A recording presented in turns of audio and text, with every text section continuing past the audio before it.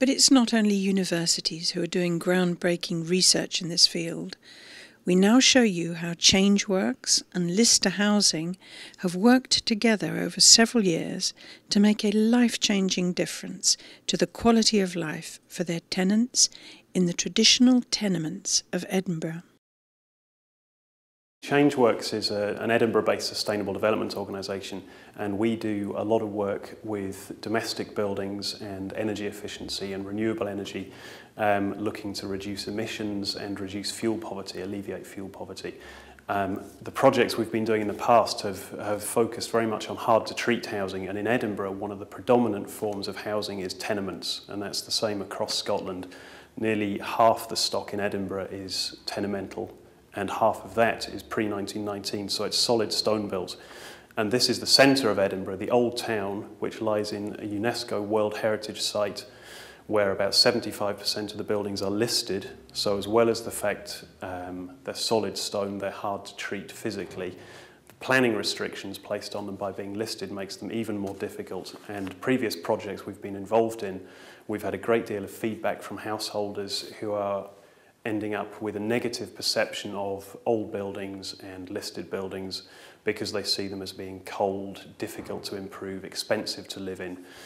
And what we're trying to do through the projects we've been working on for the last few years is really to show that energy efficiency and renewable energy can be incorporated into these buildings. The buildings are here to stay. They are inherently sustainable in terms of their build quality and the materials and the workmanship and the local resources and the embodied energy. But what we need to do is look at conservation as management of change rather than pickling an aspic. So the first project we looked at, these buildings here, Lister Housing Cooperative, in the centre of Edinburgh again, they're B-listed Georgian tenements with some Victorian and one 1980s block. So the first project we did with Lister Housing Cooperative in partnership with them and Edinburgh World Heritage, who were tremendously supportive of the project, is called Energy Heritage, and we wrote a guide on the back of that project following research and a demonstration project going through all the different aspects of energy efficiency in traditional and historic homes. It's available in hard copy from Changeworks and on our website. We did some work with Edinburgh Council in 2005 and created a fuel poverty map of Edinburgh, a colour-coded map of the city which showed in red the areas at greatest risk of fuel poverty, and the old town showed up as bright red. There are three main causes of fuel poverty, which is rising costs of fuel, low household income, and poor energy efficiency of the buildings. Now, I would argue that the buildings and the energy efficiency of the buildings is the most simple of those to tackle. So we looked at these buildings and went through one tenement stair with rooms like this, looking at windows, floors, lofts, heating systems, and householder education, and a whole host of energy-saving measures to try and reduce the energy demand in the buildings. And the software predictions that we carried out at the end of that showed predicted savings of towards £200 a year and over a tonne of carbon saved. With all the measures that we incorporated, you would achieve a saving of about 35% on carbon emissions over the year.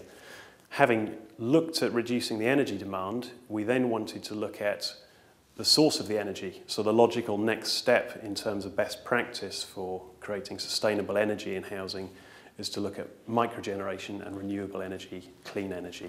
So we did a follow-on project which is called Renewable Heritage. Again, we have a comprehensive guide to all the main microgeneration systems in traditional and historic housing.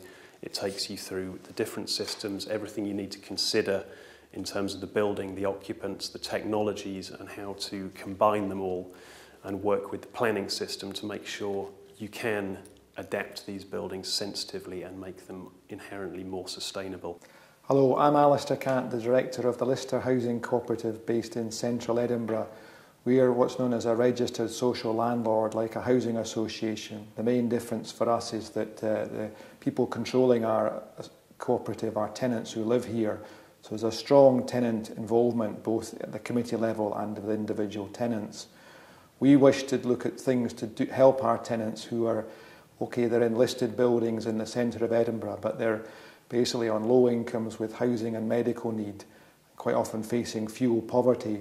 So we worked closely with Changeworks, first of all on the energy heritage, the energy conservation side, but it became clear that what we also wanted to look at was renewable energy and how we could apply that to these old buildings for the benefit of our tenants. What we found from Nick's research is that the solar water thermal was the best thing to do in terms of ease of fitting and the tried technology. These buildings, although they're old and historic, they have a central M-shaped roof so that you could actually hide panels on the middle of those roofs and no one would see them from the ground. And so we looked at that and we rapidly realised that Nick was doing work with Changeworks and the council officials in Historic Scotland to look at the permission side. What we needed to do, we were going to be the client for the project, so we wanted to make sure that there was sufficient funding to fit it all together and that the practicalities of the installation were manageable so that when we got a contract together we knew that it could be achieved and that also a firm could tender it and price it within a reasonable price range. So we then found out, to try and work out the maths of the funding, that we needed to get not just one source of funding but two major sources of funding towards the project so that our contribution from the social housing landlord point of view was a proportion but not the majority of the funding. This initially proved quite difficult, but then we got one grant award from the Scottish Power Energy People's Trust, which helped enormously both in giving us confidence but also then accessing the main second funding, which was the UK Government Low Carbon Building Programme.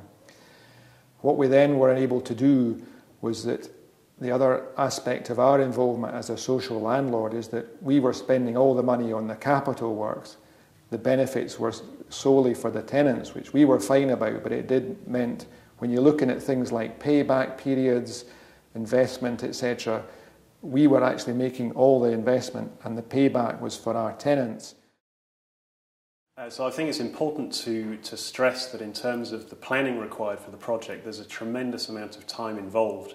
And also looking at the different types of building and the different age of building meant that although we needed planning permission and listed building consent and building warrants, for the Georgian buildings, like the one we're in at the moment, with a double-pitched roof like this, the panels sit inside the roof valley, so they're not visible, which meant we didn't need planning permission. However, the buildings are listed, so we did need listed building consent. For the flat roof installations that Alistair's planning as a Phase 3 project, the Victorian tenement block with a mansard flat roof is not listed, so we don't need listed building consent, but because the panels will be visible, because they'll be mounted on top of the roof on A-frames, we do need planning permission. And we needed building warrants to make sure that the health and safety requirements were satisfied. We have all those permissions in place, again, because of the negotiations that we went through initially. Planning permission and building warrants took 6 or 7 weeks to get. Listed building consent took longer. It took about 2.5 months because for this category of listed building, the application has to be seen by the planning department and by Historic Scotland.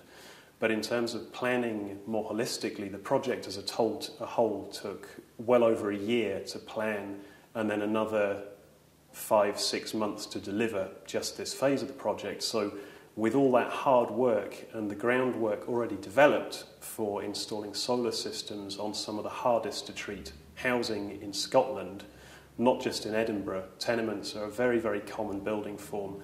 Traditionally built stone buildings are a very, very common building form in Scotland.